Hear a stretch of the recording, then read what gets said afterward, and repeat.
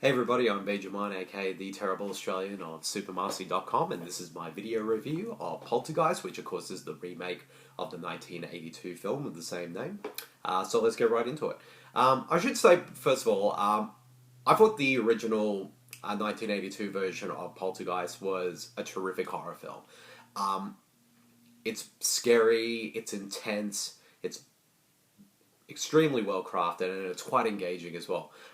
I will admit though, I haven't seen it for quite a while, so it's been a few years since I've seen it.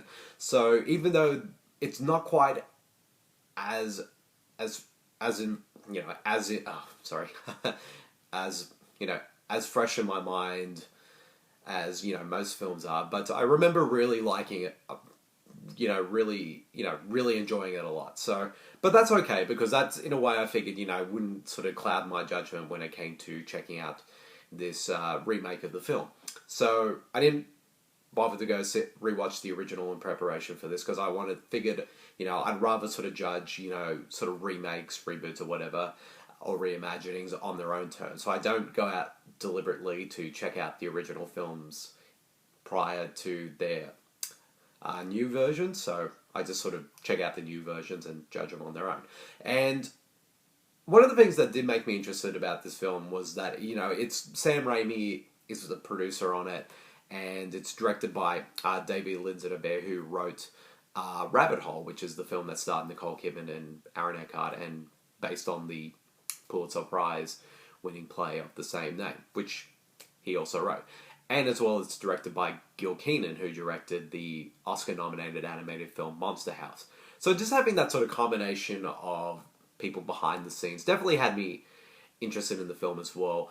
But also, the casting for this, like Sam Rockwell, Rosemarie, DeWitt, Jared Harris, Jane Adams, were actors who I'm a fan of, and I thought, okay, this is a good combination of actors and filmmakers, so hopefully they could do something really good with this material. Now, having seen the film itself, I have to admit I was pretty disappointed. I will say this, I honestly did not really like the first 50 minutes of this film. I will say before, the family in this film is not the same family as the original. And I'm not saying that because it's a different cast of actors playing these roles. I mean, this is a totally different family. They don't have even the same names as the family in the original, which is fine because, you can judge this family on its own.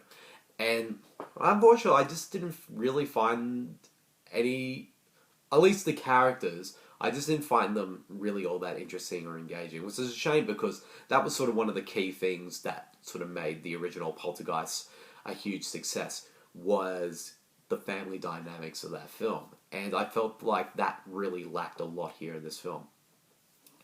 And one of the things I didn't like about it, well, the reasons why I didn't like the first 45 minutes of the film was that I found it quite dull.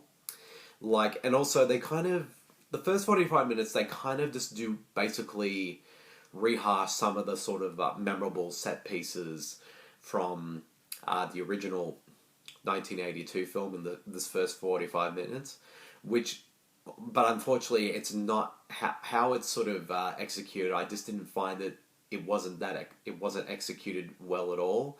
In fact, I just didn't find them either, the scare scenes to be scary at all, and I just found it kind of dull, to be honest, and which is a shame because this could be had a lot of potential to be a really good, creepy horror film, but unfortunately, due to the first 45 minutes, it's just really dull. And I think the reason for that is that there really isn't any sort of build-up to the scares. They just happen, they just, no build-up. Oh, there is a bit of build-up, but not in a way that was really effective.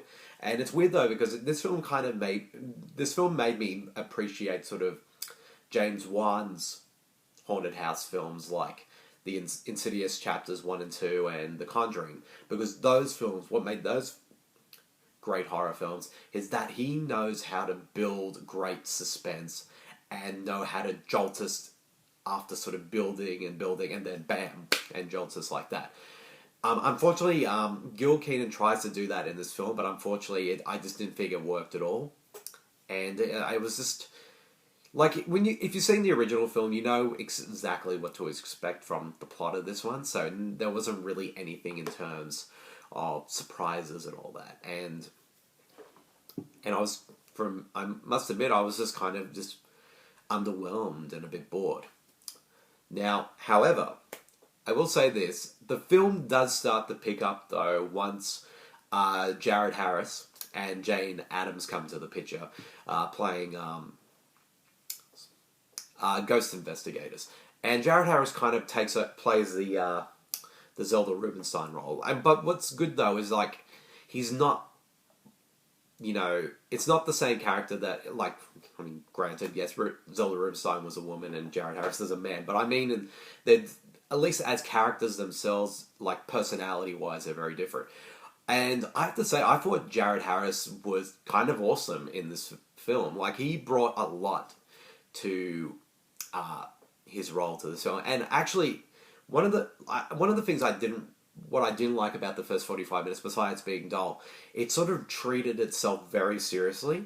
But once Jared Harris comes in the picture, he sort of brings a lot of humor to his character, and it sort of starts to liven things up for the rest of the film.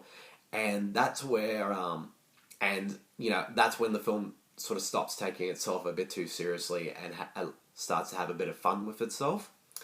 Like, there are some things that happen so the film does let up a lot, and it starts to have a bit of a pulse once, him and Jane Adams come to the picture. And I sort of like the interactions between both Jared Harris and Jane Adams. I thought they sort of were really wonderful characters. And I kind of wish the movie was about them, to be honest. Which is a shame, because I think Rosemarie DeWitt, who sort of plays the wife role in this film, I think she does the best what she is given, but she isn't really given much to do. And Sam Rockwell, he brings a bit of humour here and there with his character. And I appreciate he did, again, try not to be exactly like Craig T. Nelson in the original. But it kind of just seemed like he was just bored as well, and he's just basically just sleepwalking through this role. And the kids, unfortunately, I didn't find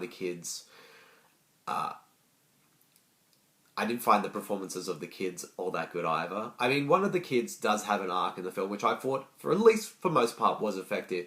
But unfortunately, I found his performance to be kind of lackluster. But but the last 45 minutes, I said before, is definitely much better. There's a bit more sort of craziness in that first 45 minutes, which I appreciated, and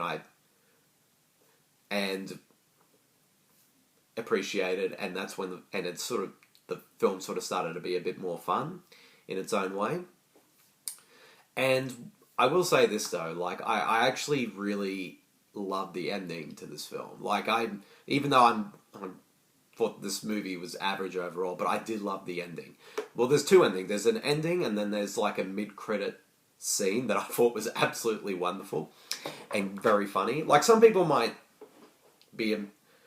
not like those because they just feel so out of tone with the rest of the film, but that's what I sort of really like about them. And like I said when I brought up the film, once in the sort of last half, in the third act, it stops taking itself seriously and sort of injects a bit of humor in there. Not too much, not enough that sort of drowns out what came before. It just sort of feels, it's really more to do with the characters. Mostly the humor is from Jared Harris's character, because his character is kind of this sort of very, he's a ghost investigator for a TV show and all that, and psychic, and he's just a great. I'm sorry, I'm just gushing over Jared Harris in this movie because he's just awesome. He brings life to this film, and so does Jane Adams as well. But like I said, the ending I really liked. It's sort of a different take on the famous very last scene of the original, but it's not the same thing. But it does its own take on that. Which I'm not going to spoil because but you have to see it for yourself. But I thought it was kind of great and actually did make me laugh when that happened. And also the mid-credit scene was also, like I said before, was wonderful as well. The visual effects were okay, nothing particularly great, but it didn't really take me out of the movie either. And also, but it was really more to do like sort of the big sort of major scary set pieces.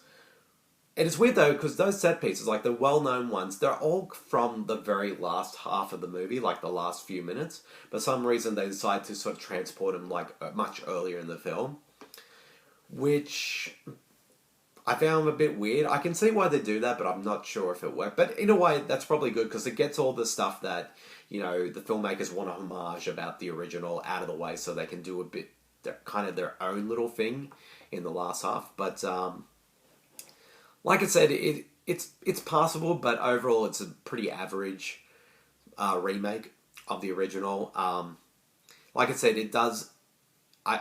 Even though it's a pretty well-paced film, it only goes for 90 minutes. But I kind of wish it was longer, so we can at least get more of the sort of the family dynamics between the Sam Rockwell, Rosemarie DeWitt, and their kids. Like, if there was more to their characters, and they were given a bit more to do, it probably would have added a bit more weight to the film. But unfortunately, it just kind of fell flat for me. Like, unfortunately.